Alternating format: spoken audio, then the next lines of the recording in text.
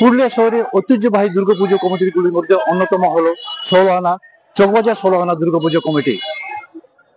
এই বছর এই দুর্গাপুজো 225 বছরে পদার্পণ করেছে। আর সেই উপলক্ষে রীতিমতো থিমের চমক রয়েছে এই পুজো মণ্ডপে। একেবারে এক টুকরো রাজস্থানকে তুলে ধরা হয়েছে এই পুজো মণ্ডপে।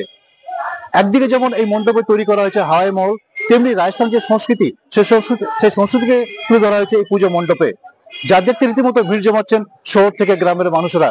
এখানে রাজস্থানের স্থাপত্য বিভিন্ন তুলে ধরা হয়েছে, যেমন হাওয়া মহল, জলমহল, রাজস্থানের মরুভূমি, রাজস্থানের লোকসঙ্গীত, রাজস্থানের যা কিছু আছে রাজস্থানে তুলে ধরা হয়েছে। আলোকসজ্জা, চন্দননগরের আলোকসজ্জা আমাদের নিজেদেরই সঙ্গের সহস্রক দিয়ে চন্দননগরী আলো এ নিয়ে লাগানো হয়েছে। আমাদের এই মণ্ডপের ভিতরে দেখতে পাবেন আমাদের রাজস্থানের কিছু স্থাপত্য, যেমন মরুভূমির কিছু অংশ, কিছু রাজস্থানের স্থাপত্য, এগুলো আমরা করেছি। এবং পুরুলিয়া আমাদের এই চকবাজারে ঢোকার তিনটে মূল দ্বার আছে, যেমন একটা পোস্ট অফিসের মোড়, একটা ড্রাগ হাউস মোড় আর একটা কালীতলা লেন।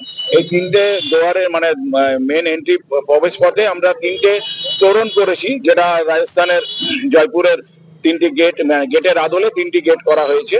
একদিকে যেমন এই পুজো মণ্ডপে রয়েছে চোখ ধাঁধানো আলোকসজ্জা, তেমনি মায়ের যে ডাক, সেই ডাক নজর কেড়েছে জেলাবাসীর। পুরুলিয়া থেকে শওকত আলী, কলকাতা টিভি।